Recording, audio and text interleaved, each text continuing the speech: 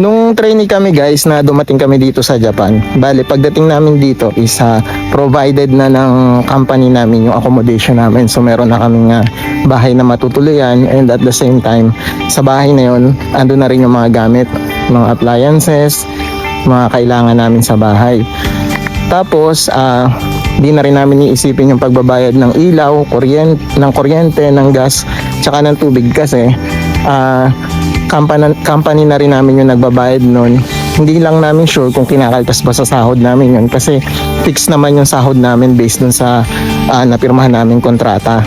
Then yun lang sa cellphone, ganyan, kung gusto mong magpakabit ng internet, yun, sariling gastos na namin yun. Pagdating naman sa pag-aasikaso ng mga requirements, ganyan, ng mga pang-araw-araw na pangangailangan, kapag kailangan namin ng tulong, meron kami ng tinatawag na life advisor, no? Siya yung ina-assign ng Kumiai or ng agency na kumuha sa amin dito sa Japan para i-assist kami. Nagiging interpreter siya or nagiging guide namin siya kapag halimbawa gusto namin pumunta sa hospital, ganyan, or mag-aasikaso kami ng mga requirements namin, ganyan. Kaya nung trainee ako, masasabi ko na hindi naging sobrang hirap nung pag-start ng pamumuhay namin dito. At saka nung time na yon, meron kaming mga senpai or yung naunang batch na mga Pinoy din na doon sa company namin. Kaya kapag may kailangan din kami, may hindi kami alam, sa kanila rin kami nagtatanong. Ayun lang, then natapos yung kontrata ko noon ng 3 years fix kasi nga wala na kaming chance na mag-extend pa kasi hindi pa na-implement yung SSW visa that time. Then ito na nga, nung second time naman na nakabalik ako dito sa Japan, which is working visa holder na ako nun. Bali marami palang uri ng working visa guys, no? Depende dun sa field ng in-applyan mo. So ako, ang visa ko na hawak ngayon is Engineers Specialist in Humanities and International Services, no?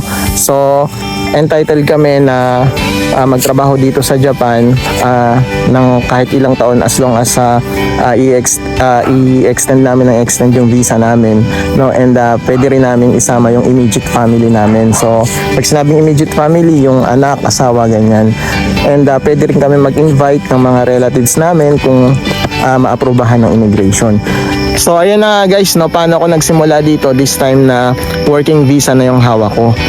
No, so nung nag-apply kami dito at nakarating na kami ng Japan, yung agent ng agency na kumuha sa amin is hinanapan na kami ng bahay, no, dito sa Japan para matuluyan namin.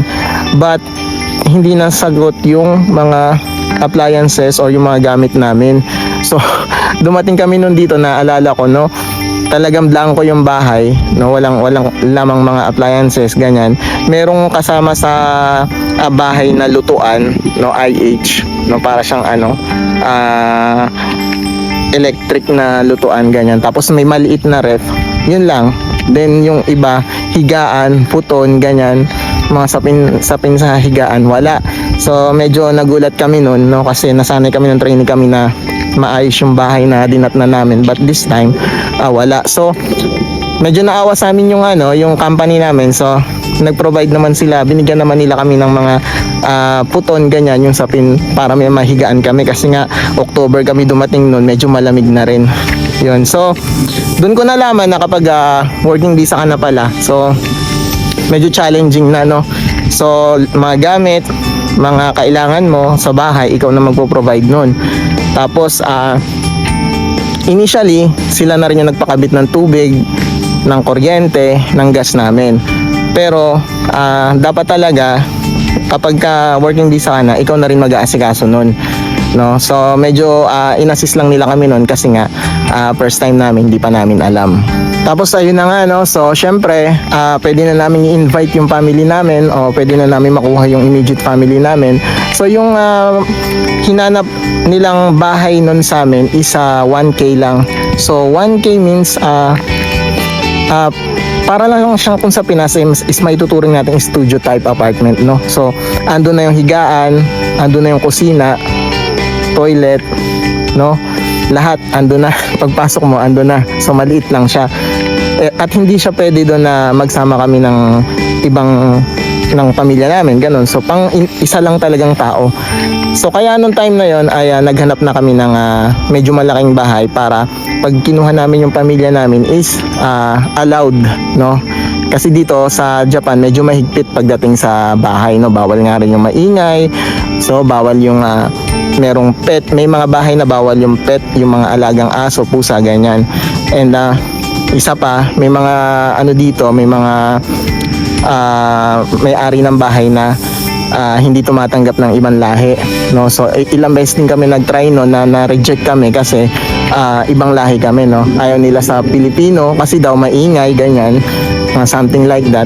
So pero pinush pa rin namin, no? Naging challenging. Yun nga, kami mismo yung nag-apply noon, then sinabi lang namin dun sa agency namin, sa agent, na nakapili na kami ng bahay.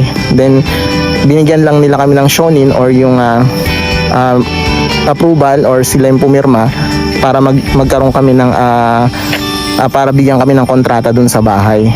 Yun. So then after na yung makuha ng bahay, kami na rin na nag-asikaso ng pagpapakabit ng ilaw, ng tubig at ng gas, no? So lahat sariling sikap namin yon, no? So kaya very challenging talaga, especially sa Nihongo.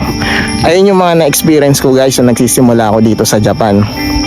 Tapos sa pagpapakabit din ng internet, yon, sariling sikap mo na rin yon. Ikaw na rin ang kukontak sa internet provider, ganyan. Tapos pagpupunta ka ng hospital, ganyan, like nung nagkasakit yung anak ko, naalala ko pa, sobrang hindi ko alam kung paano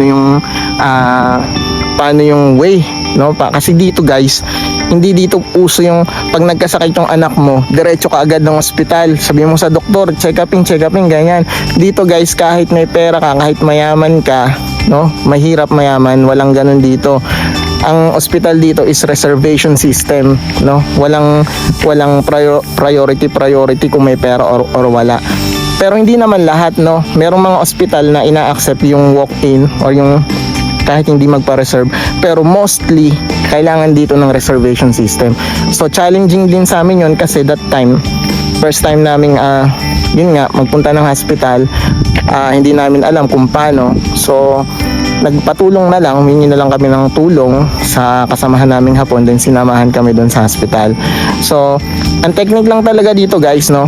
Bawat gawin mong bagay na first time mo, lagi mong tatandaan, hanggat maaari isulat mo, no, yung step by step procedure, para next time na babalik ka, na gagawin mo ulit is hindi ka na mangangapa. Ayun, guys, no. Then yun nga, fortunately nasanay na kami, hanggang sa umabot na kami ng ilang taon, paulit-ulit lang naman din yung nangyayari. Ayun, nasanay na kami at thanks God din kasi bawat galaw namin, bawat kilos namin dito talaga is hindi na kami pinapabayaan. Ayun, guys, so kung meron man sa inyo dito na balak mag-apply as a working visa, ganyan, no? So umpisa talaga mahirap, wala namang madali, di ba? Kahit sa bansa naman, hindi lang naman din dito sa Japan, no? So learn from experience lang, tapos maging ano rin kayo, yung huwag kayong mahiyang magtanong, humingi ng tulong kung kinakailangan.